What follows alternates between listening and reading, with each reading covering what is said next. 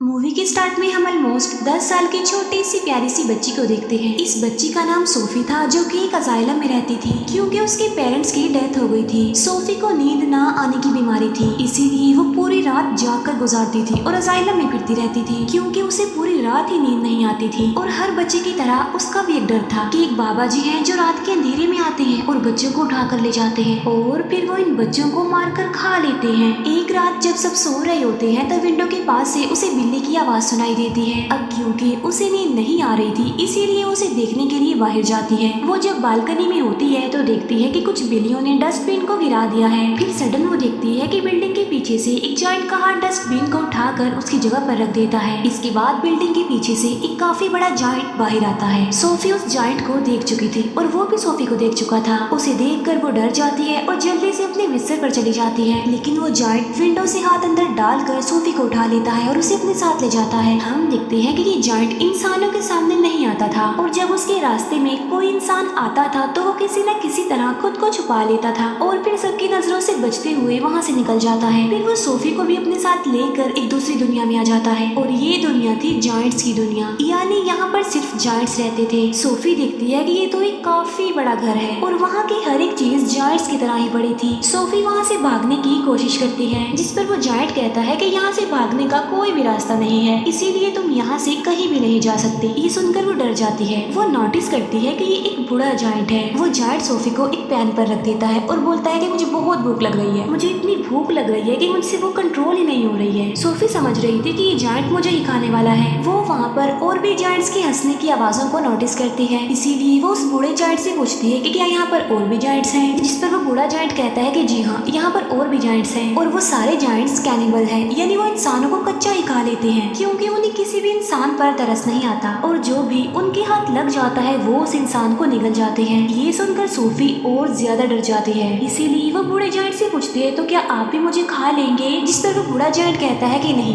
मैं इंसानों को नहीं खाता क्योंकि मैं एक वेजिटेरियन जायंट हूँ, ना कि कैनिबल। और ये बूढ़ा जायंट सिर्फ एक वेजिटेबल ही खाता है जो टेस्ट में बिल्कुल भी अच्छी नहीं थी, लेकिन इसके बावजूद भी वो इंसानों को खाना नहीं चाहता और इससे ये बात जाहिर होती है कि वो एक अच्छा और रहमदिल जायंट है। वो उस बूढ़े जायंट से पूछती है कि अगर आप इंसानों को नहीं खाते तो फिर आप मुझे यहाँ पर क्यों लेकर आए हैं, जिस पर वो बूढ़ा जायंट कहता है क्योंकि तुमने मुझे देख जो लिया था और तुम मेरे बारे में वहाँ पर किसी को बता देती जिससे मेरी जान खतरे में पड़ सकती थी, जिससे इंसानों को हमारा पता चल जाता और वो यहाँ पर आ जाते और बाकी जायंट्स को भी मार डालते। और यही वजह है कि मुझे तुम्हें यहाँ पर लाना पड़ा और अब तुम अपनी सारी जिंदगी यहाँ पर मेरे साथ ही गुजारोगी, जिस पर सोफी कहती है कि नहीं, मैं तो यहाँ से भाग जाऊंगी, जिस पर वो बूढ़ा जायंट कहता है कि नहीं, तुम यहाँ से निकलने की गलती भी मत करना वरना बाहर बैठे जायंट्स को तुम पर तरस नहीं आएगा। ये कहकर वो बूढ़ा जायंट सोफी को एक बोर्ड पर रख देता है और उसे कहता है कि तुम थोड़ी देर रेस्ट कर लो, लेकिन सोफी को तो नींद ही नहीं आती थी। फिर वो देखती है कि वो जायंट अपने बैग से बड़ी बड़ी बॉटल्स निकाल रहा है। उन बॉटल्स में कोई चीज थी जो चमक रही थी। फिर वो उस जायंट से पूछती है कि इन बॉटल्स में क्या है, जिस पर वो जायंट कहता है कि इसमें ड्रीम्स हैं, यानी ख्वाब। जिस पर वो कहती है अच्छा,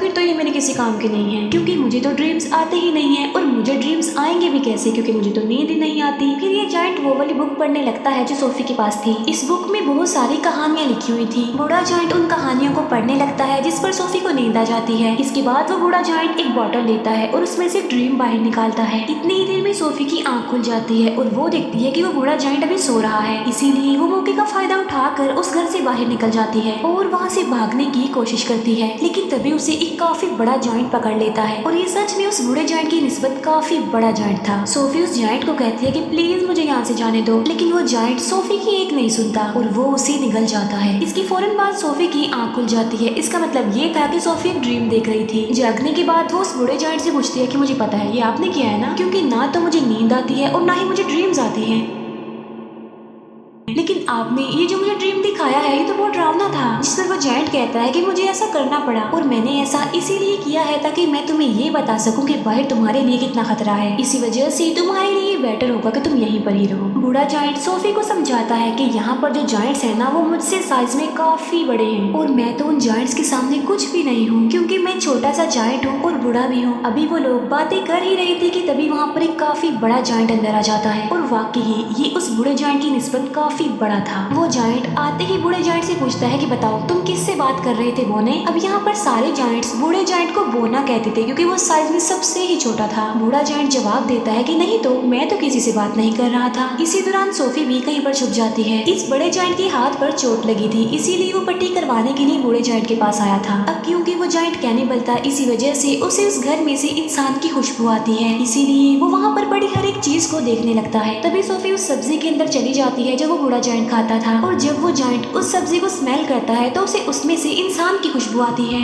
आज से पहले इस जायंट ने कभी भी ये सब्जी नहीं खाई थी, लेकिन आज उसे इस वेजिटेबल में से अच्छी खुशबू आ रही थी, इंसान की खुशबू आ रही थी, क्योंकि उसमें सोफी जो थी, इसीलिए वो जायंट उसे खाने लगता है। ये देखकर वो बूढ़ा जायंट कहता है कि रुको, तुम ये नहीं खा सकते, क्या तुम भूल गए हो कि तुम वेजिटेबल्स नहीं खाते। जिस पर वो जायंट कहता है कि हाँ, मैं ये बात कैसे भूल गया कि मैं तो सब्जियां खाता ही नहीं हूँ। इसीलिए वो सब्जी को फेंक देता है और सोफी की जान बच जाती है। इसके बाद वो जायंट वहाँ से चला जाता है। फिर उस बूढ़े जायंट को कहीं पर जाना था और सोफी उससे पूछती है कि आप कहाँ पर जा रहे हैं, जिस पर वो बूढ़ा जायंट कहता है कि मैं किसी जरूरी काम से जा रहा हूँ। वो पूछती है कि कौन सा जरूरी काम, लेकिन वो उसे कुछ भी नहीं बताता। फिर वो सोफी के काफी फोर्स करने पर उसे बता ही देता है कि मैं ड्रीम्स को पकड़ने जा रहा हूँ। फिर सोफी उसे काफी कहती है कि मुझे भी अपने साथ लेकर जाइए, लेकिन वो उसे अपने साथ नहीं ले जाना चाहता था, क्योंकि बाहर जो जायंट सो रहे थे, अगर वो जाग गए, उन्होंने सोफी को देख लिया तो बहुत बुरा होगा। इसी वजह से वो किसी भी किस्म का रिस्क नहीं लेना चाहता था, लेकिन सोफी उसे काफी इंसिस्ट करती है, इसीलिए वो उसे अपने साथ ले जाने के लिए एग्री हो जाता है। जब वो बाहर आते हैं तो देखते हैं कि वो सारे जायंट्स गहरी नींद सो रहे हैं, इसीलिए ये दोनों उनके बीच से ही गुजरना चाहते थे, लेकिन इतनी ही देर में उन सारे जायंट्स की आंख खुल जाती है और वो बूढ़े जायंट को परेशान करने लग जाते हैं कि बोले तुम कहाँ पर जा रहे हो, जिस पर वो कहता है कि मैं तो अपने काम पर जा रहा हूँ। जिस पर वो जायंट्स कहते हैं कि हम नहीं चाहते कि तुम यहाँ से निकल कर बाहर जाओ, इंसानों की दुनिया में जाओ, क्योंकि अगर इंसानों को हमारे बारे में पता चल गया तो हमारी जान खतरे में पड़ जाएगी। वो सारे जायंट्स बूढ़े जायंट को बहुत ज्यादा तंग करते हैं और तभी मौके का फायदा उठाकर सोफी एक गाड़ी में छुप जाती है, लेकिन तभी बूढ़ा जायंट आसमान की तरफ इशारा करके कहता है कि वो देखो, सब देखते हैं कि आसमान पर बादल बने हैं और बारिश होने वाली है। असल में उन सारे जायंट्स को पानी से डर लगता था क्योंकि उन्हें वाटर फोबिया था, और तभी वहाँ पर बारिश होने लगती है और वो सारे जायंट्स जाकर छुप जाते हैं। तब मौके का फायदा उठाकर वो दोनों यानी बूढ़ा जायंट और सोफी वहाँ से चले जाते हैं। वो लोग माउंटेन्स पर चढ़ने लगते हैं। चलते चलते वो बादलों से भी काफी आगे निकल जाते हैं। सोफी कहती है कि यहाँ से तो देखने में ये स्टार्स बहुत ही प्यारे लग रहे हैं। बूढ़ा जायंट कहता है कि मैं तो इनका म्यूजिक भी सुन सकता हूँ। वो बताता है कि मैं इवन दुनिया की हर चीज की आवाज ही सुन सकता हूँ। मैं चींटियों की आवाज सुन सकता हूँ, कीड़े मकोड़ों की आवाज सुन सकता हूँ, इवन मैं ट्रीज की कहानियाँ भी सुन सकता हूँ। मेरे कान इतने तेज हैं कि दुनिया की हर आवाज को ही सुन सकते हैं। ये सुनकर सोफी कहती है कि मुझे तो यकीन नहीं आ रहा आपकी बातों पर। बूढ़ा जायंट कहता है कि यही सच है बेटा, तुम्हें मानना होगा। इसके बाद वो लोग एक लेक के पास पहुंच जाते हैं, जिसके पास एक काफी बड़ा और खूबसूरत ट्री था। बूढ़ा जायंट पानी में कूद जाता है और उनके साथ सोफी भी कूद जाती है। दोनों फिर लेक के दूसरे किनारे पर पहुंच जाते हैं और ये होती है ड्रीम्स की दुनिया, क्योंकि ड्रीम्स उस ट्री से यहाँ पर कतरों की तरह गिरते हैं और बूढ़ा जायंट इन्हें पकड़ने के लिए ही यहाँ पर आता है। फिर वो दोनों मिलकर बहुत सारे ड्रीम्स पकड़ लेते हैं। इन ख्वाबों में अच्छे और बुरे दोनों ड्रीम्स ही थे। इन ड्रीम्स को पकड़कर फिर ये लोग वापस जाने लगते हैं। ये दोनों अब एक दूसरे के काफी अच्छे फ्रेंड बन गए थे और एक दूसरे के साथ काफी खुश थे। बूढ़ा जायंट उसे अपनी दुख भरी कहानी भी सुनाता है कि यहाँ पर सारे जायंट्स मुझे बोना कहते हैं, लेकिन फिर वो एक बात सोचकर खुश हो जाता है कि मुझे यहाँ पर कोई ऐसा भी मिला था जो मुझे बिग फ्रेंडली जायंट कहता था। ये सुनकर सोफी कहती है तो आज से मैं भी आपको बिग फ्रेंडली जायंट यानी BFG ही कहूंगी। ड्रीम्स पकड़ने के बाद ये लोग सिटी में घूमते फिरते हैं, जहाँ पर बच्चे अपने अपने घरों में सो रहे होते हैं और बिग फ्रेंडली जायंट यानी BFG उन्हें नींद में बहुत अच्छे अच्छे ड्रीम्स देता है ताकि लोगों को उनके ड्रीम्स में खुशियाँ मिल सके। यहाँ पर हम ये जान पाते हैं कि BFG एक बहुत ही अच्छे दिल का जायंट है जो ड्रीम्स की दुनिया से ड्रीम्स ला कर लोगों को देता है ताकि सोते हुए ही सही ये उन लोगों की जिंदगियों में खुशियाँ तो ला सके। सोफी पूछती है कि ड्रीम्स के बारे में आपको क्या आपके पेरेंट्स ने बताया था, जिस पर वो जायंट यानी BFG कहता है कि जायंट्स के पेरेंट्स नहीं होते। फिर वो BFG से उसकी एज पूछती है कि आपकी उम्र कितनी है। BFG जवाब देता है कि जितनी उम्र इस दुनिया की है उतनी ही मेरी है, यानी जब से ये दुनिया बनी थी तब से ये जायंट्स भी बन गए थे, लेकिन ये इस दुनिया में इंसानों से छुप कर रहते हैं दीवारों के पीछे। फिर वो दोनों वापस जाने लगते हैं। सोफी अचानक पूछती है कि मेरा ब्लैंकेट कहाँ पर है। असल में सोफी का ब्लैंकेट जायंट्स की दुनिया में ही रह गया था और इस बात की वजह से BFG परेशान हो जाते हैं, इसीलिए वो वो सोफी को कहते हैं कि अब मैं तुम्हें अपने साथ नहीं ले जा सकता, क्योंकि अब तक उन जायंट्स को पता चल गया होगा कि मेरे साथ कोई इंसान भी है। और यहाँ पर BFG सोफी को एक बात बताता है कि बहुत सालों पहले मुझे एक बच्चा मिला था और वो भी इतना ही प्यारा और इनोसेंट था जितनी कि तुम हो, और तुम्हारी तरह उसने भी मुझे देख लिया था। इसी वजह से मैं उस बच्चे को भी जायंट्स की दुनिया में ले गया और उसी बच्चे ने मुझे पढ़ना सिखाया। और ये जो जैकेट तुमने पहन रखी है ये मेरी उसी मासूम छोटे से फ्रेंड की है। लेकिन इससे पहले कि मैं उस बच्चे को उसकी दुनिया में वापस लेकर आता काफी देर हो चुकी थी, और मैं बिल्कुल ये नहीं चाहता कि जो उस बच्चे के साथ हुआ है, मेरे उस दोस्त के साथ हुआ है, वो तुम्हारे साथ भी हो, क्योंकि तुम भी तो मेरी एक दोस्त ही हो ना। इसीलिए वो सोफी को वहीं पर छोड़कर वहाँ से जाने का फैसला करता है। हालांकि सोफी उन्हें काफी मना करती है यहाँ रुकने पर और उसके साथ चलने की जिद करती है, लेकिन वो जायंट इस बार उसकी बात नहीं मानता। तब BFG उसे अजाइलम में छोड़कर वहाँ से जाने लगता है। अब क्योंकि सोफी वहाँ पर रुकना नहीं चाहती थी, इसीलिए वो बालकनी से कूद जाती है, क्योंकि उसे पता था कि BFG उसे बचा लेंगे। और होता भी ऐसा है, BFG उसे बचा लेता है और इसीलिए ना चाहते हुए भी उसे सोफी की बात माननी पड़ती है। इसी वजह से वो उसे जायंट्स की दुनिया में दोबारा से ले आता है, जहाँ पर बाकी जायंट्स पहले ही उन लोगों के लिए वेट कर रहे थे, क्योंकि सारे जायंट्स जान चुके थे कि बूढ़े जायंट के पास कोई इंसान है। इसीलिए सारे जायंट्स अब जानना चाहते थे कि वो इंसान कौन है, कहाँ पर है। इसीलिए वो ब्लैंकेट की खुशबू की मदद से BFG के घर को चेक करते हैं और सारे सामान की तोड़ फोड़ कर देते हैं। लेकिन BFG उस ब्लैंकेट को जला देता है जिसमें सोफी की खुशबू थी। फिर वो उन सारे जायंट्स को अपने घर से जाने के लिए बोलता है। सोफी वहाँ दीवार पर लगी एक पिक्चर को देखती है जो कि प्रिंसेस की पिक्चर थी। उस पिक्चर को देखकर सोफी को एक आइडिया आता है और वो BFG को कहती है कि आप प्रिंसेस के लिए एक ड्रीम बनाएं और उस ड्रीम में आप ये बताना कि जायंट्स की एक दुनिया पाई जाती है इसी दुनिया में, और वो सारे जायंट्स इतने खतरनाक है कि बच्चों को मारकर खा लेते हैं। और इसी ड्रीम में आप हम दोनों को भी शामिल कर लेना, ताकि जब हम प्रिंसेस के सामने जाएं तो वो हमें पहचान ले। ये सुनकर BFG ऐसा ही करता है और वो जायंट्स की दुनिया में रहने वाले सारे जायंट्स का एक ड्रीम बनाता है और वो उस ड्रीम में खुद को और सोफी को भी डाल देता है, और साथ साथ वो सिटी के बहुत सारे मिसिंग बच्चों को भी डाल देता है। फिर वो उस ड्रीम को लेकर प्रिंसेस के घर के पास चले जाते हैं और ये प्रिंसेस की नींद में वो ड्रीम डाल देते हैं और प्रिंसेस वो सब कुछ देख लेती है जो ये प्रिंसेस को दिखाना चाहते थे। प्रिंसेस की जब आंख खुलती है तो वो बहुत ज्यादा डरी हुई होती है, क्योंकि ये एक डरावना ड्रीम था, क्योंकि जायंट्स बच्चों को खा रहे थे। प्रिंसेस इस ड्रीम के बारे में अपने केयर टेकर को भी बताती है, जिस पर वो केयर टेकर कहती है कि आप फिक्र मत कीजिए, ये आपका सिर्फ एक डरावना ड्रीम था। लेकिन जब वो न्यूज़पेपर पढ़ती है तो कहती है कि ये तो बहुत अजीब बात हो गई, क्योंकि कल रात बहुत सारे बच्चे मिसिंग हो गए थे अपने अपने घरों से, और ये सिर्फ वैसा ही हुआ है जैसा आपने ड्रीम देखा है।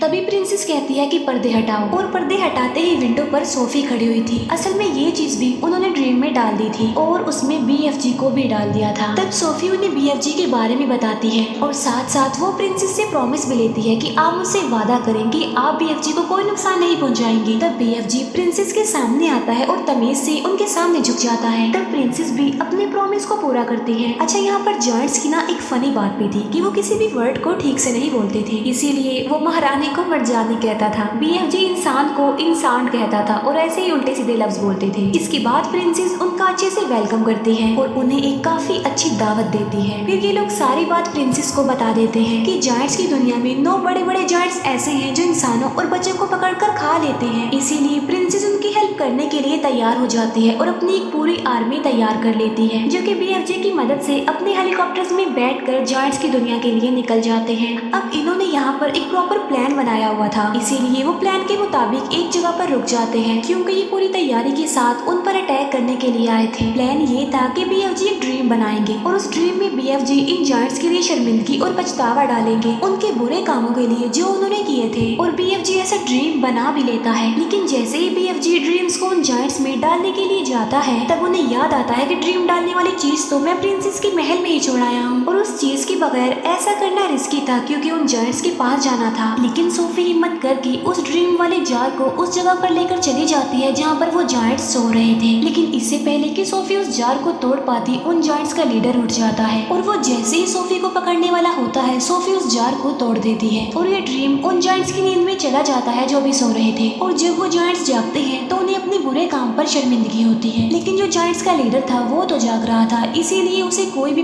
पछतावा और शर्मिंदगी नहीं होती और इसीलिए वो सोफी पर अटैक कर देता है। लेकिन तभी BFG उस जायंट के सामने आ जाते हैं। अब क्योंकि BFG बहुत छोटे थे इसीलिए वो जायंट उन्हें अपने हाथ में उठा लेता है। लेकिन जैसे ही वो BFG को मारने लगता है, प्रिंसेस की पूरी आर्मी हेलीकॉप्टर्स के साथ वहाँ पर आ जाती है और वो लोग सारे जायंट्स को पकड़कर अपने साथ ले जाते हैं और उन्हें समंदर के बीच में एक आइलैंड पर छोड़ दिया जाता है। अब क्योंकि इनके चारों तरफ पानी था और ये तो पानी से डरते थे इसीलिए वो वहाँ से भाग नहीं सकते थे और इसीलिए अभी हमेशा के लिए यहाँ पर फंस गए हैं। प्रिंसेस उन जायंट्स के लिए वहाँ पर सब्जी के बीज भी फेंक देती है ताकि ये जायंट्स उन बीजों की मदद से वहाँ पर सब्जी उगाएं और सारी जिंदगी ये वो सब्जी ही खाएं। अब क्योंकि उन जायंट्स को ये सब्जी पसंद नहीं थी लेकिन अब ना चाहते हुए भी उन्हें ये सब्जी खानी पड़नी थी और पूरी जिंदगी इसी आइलैंड पर रहकर ये सब्जी ही खानी है। इसके बाद हम सोफी को देखते हैं जो बस आइलैंड में नहीं रहती बल्कि प्रिंसेस के महल में रहती है और यहाँ पर सोफी बहुत खुश होती है और वो जब चाहे BFG से बात भी कर सकती है क्योंकि BFG ने बताया था कि वो इस दुनिया की सारी आवाजें सुन सकते हैं। दूसरी तरफ BFG जो कि अब जायंट्स की दुनिया में बिल्कुल अकेले रह गए हैं, जिन्होंने जायंट्स की दुनिया में उस सब्जी के अलावा और भी बहुत सारी वेजिटेबल्स उगा ली हैं और वो भी अपनी लाइफ में बहुत खुश है। सोफी हर सुबह जाकर विंडो पर आती है और BFG को गुड मॉर्निंग कहती है जिसे BFG सुन लेते हैं और उसका जवाब देते हैं और ये प्यारी सी मूवी यहीं पर एंड हो जाती है। Thank you for watching.